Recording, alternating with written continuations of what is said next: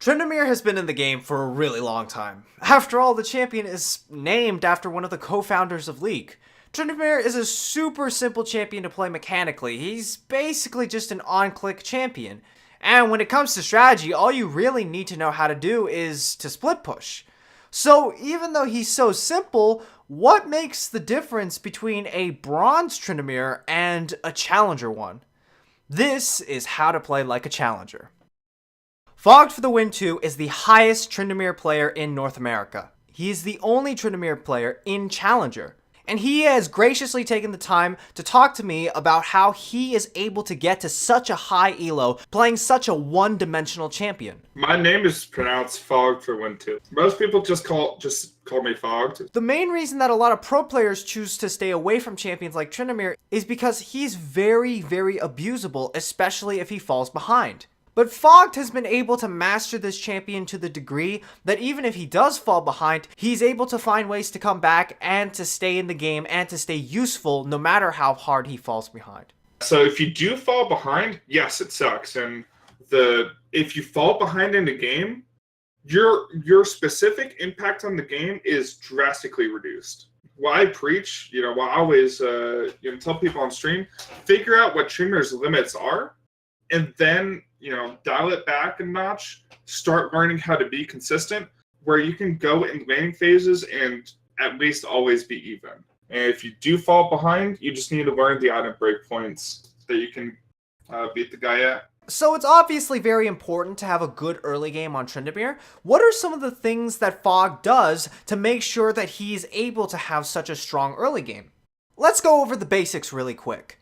The reason Tryndamere is a strong duelist whatsoever is because of his passive. His passive gives him crit chance based on Fury. Essentially, when he has a full bar, he'll have 35% free crit chance. Just getting a few lucky auto attacks in the early game can pretty much just win you the game. One big mistake that a lot of Tryndamere players make is how they use their Q.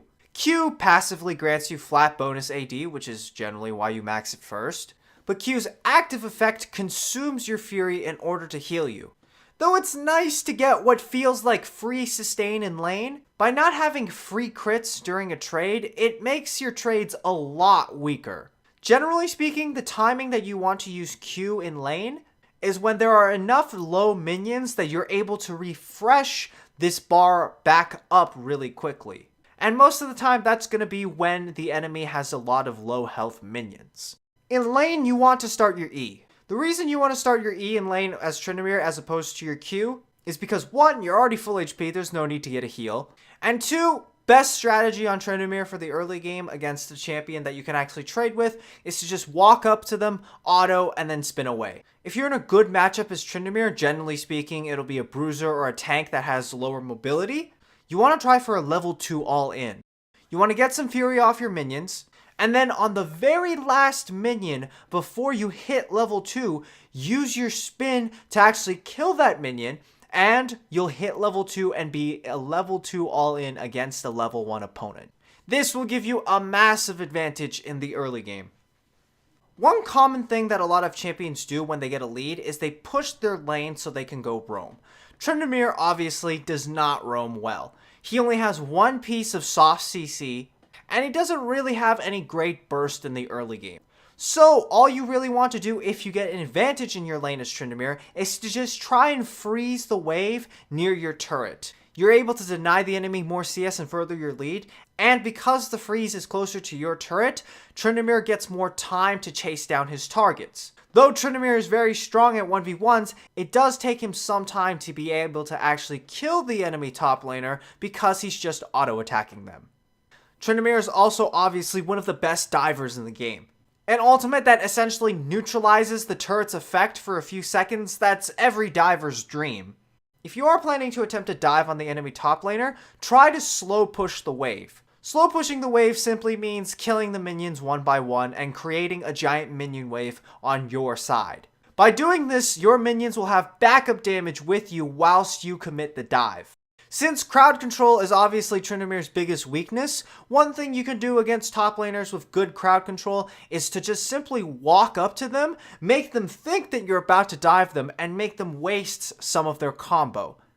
You're not hitting the enemy top laner, you're just walking up to them for intimidation, to make them think that they're about to get dove when in actuality you haven't begun the dive yet.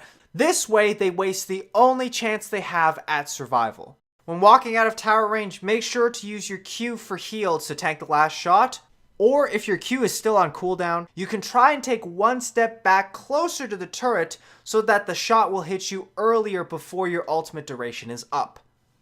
Now, if you're against a champion that is very difficult to kill, or if they're playing extremely safe to the point where you can never get any real damage on the enemy champion, there are still ways to get leads on Tryndamere. Tryndamere still outpushes most champions in the top lane, especially the tanks that he has difficulty killing if they're playing safe. What you can do on Tryndamere is you can get Tiamat and just shove them into their turret and go take the enemy jungler's farm. Because he has his Q for healing and because he has his passive to do crit damage, Tryndamere can take jungle camps super easily even though he's the top laner. He's not really spending any resources to counter jungle the enemy jungler. And while you're getting yourself even more farmed and more ahead of the enemy top laner, you're simultaneously setting back the enemy jungler, which helps out the rest of your entire team. If you have an advantage, the laning phase is one of Tryndamere's greatest assets. So you don't want the laning phase to end too early. If the enemy top laner isn't a fantastic roamer, it can just be better to continuously freeze your lane and continue snowballing your minion advantage. Now, we've talked about how to play the good matchups where you're snowballing and you're taking a lead and you're making the enemy top laner feel completely useless. But what about some bad matchups? Just about every single top laner can struggle heavily in ranged matchups. There are matchups where if you're playing against something like a Jace or a Pantheon, your one goal in lane is to survive, make sure you soak EXP, and get as much farm as you can, but the most important part is to stay even in experience. If you want to figure out how little you should really be dying on Tryndamere, you can use the Mobalytics app to compare yourself directly to Fog and see how hard it is to kill him compared to how hard it is to kill you. The way you win a ranged matchup as Tryndamere is to wait for your spikes. Just like a lot of other bruisers, it's all about patience. Ranged champions, generally speaking, are inherently weaker in 1v1s. What you need to make sure happens is that you do not get poked out to the point where you can't all in the enemy ranged champion when you actually do get your power spike. Now that we've talked about the early game on Tryndamere, let's talk about the mid and late game. Unlike other champions, Tryndamere plays pretty much exactly the same way in the mid and late game, which is that he just goes ahead and split pushes. Now, split pushing is fairly simple, but it's also fairly difficult for a lot of players to do. As the best Tryndamere player in North America, he could also be considered the best split pusher in North America as well. And though he is the best, his approach is actually incredibly simple. The factors that I take a look at when I'm deciding which lane to push, first, what time of game is it? 20 minutes plus, you're typically wanting to hover the bot lane. What I always do is I just write me split bot, and then I imagine myself with a little smirk face, and then that's why I tell my team to go get Baron control, getting vision, getting control of the Baron pit with like a pink ward, making sure that they don't have vision on it, and looking for picks while you're splitting bot. Sure, but always look to pressure bot, especially when Baron's up. One mistake that a lot of split pushers make is they don't respect the enemy team. Here's how Fog analyzes the enemy team comp when he split pushes. He looks at which champions are actually a threat to him, which champions are fed, and which champions can easily take him out and can CC him for a duration. When he's split pushing, he's making sure that these champions that he's afraid of are on the map and he can see them, or they're in top lane or somewhere that is not close to where he's split pushing. Until the champions that he deems are a threat to him show up on the map, he will simply stand there AFK and wait for the next minion wave to show up. Until he knows it's 100% safe to continue pushing on Tryndamere, he will simply be patient and wait it out. Now, though Tryndamere is definitely designed for split pushing and for dueling, sometimes there are situations in which you cannot avoid a team fight as Tryndamere. Sometimes you're the only fed person on your team and you need to help your team out, otherwise you're just gonna lose. Sometimes an opportunity or a flank is too good to pass up and you're gonna go and team fight. Generally speaking on Tryndamere, your targets are gonna be the targets that you can either blow up really fast or targets that cannot kite you out. And though Tryndamere can be kited fairly easily by the backline, he is still a really big threat to the backline. if you get Tryndamere to late game, like 6 items with red pot, and he has both sums up, he can have the pressure to one-shot somebody on the team. Situationally, can just like one-shot anybody. You spin, you flash, auto, Hydra, ignite, usually death. Team fighting with Tryndamere, you almost always want to have sums, unless you're going in after the fight's already started. They've already used all their CC, and you can just run in, press W. Split pushing is still definitely by far Tryndamere's main go-to win condition, but sometimes some players don't understand split pushing. Players get tilted, players feel the pressure. Solo queue players aren't always familiar with things like Tryndamere. We've all had teammates who insist that all we need to do to win is just have a 5v5 team fight. But that's not always the best choice for Tryndamere. In fact, a lot of times that's not even a good choice.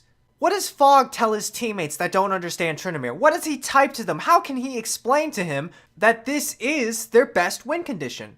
Like, as far as typing game, I hardly ever type. Only things I ever type is me bot, get Baron control, let's fight when the flash is up. So even if, like, your teammates don't, they just keep insisting that you should group, you just go bottom lane if you know it's the right decision.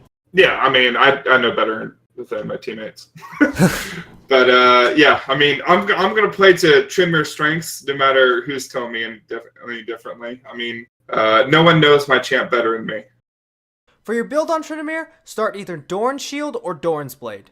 Rush Tiamat for the wave clear, Zerker Boobs for the movement speed and attack speed, then buy Phantom Dancer into Essence Reaver. Then go Gwynsu's Rage Blade, Ravenous Hydra, and Infinity Edge. For your runes, pretty much always take Conqueror because Conqueror is broken, Triumph for the healing, Legend Alacrity because you need attack speed, and Last Stand on Tryndamere. And for your secondary tree, take Chrysalis and Revitalize for the early game healing and HP.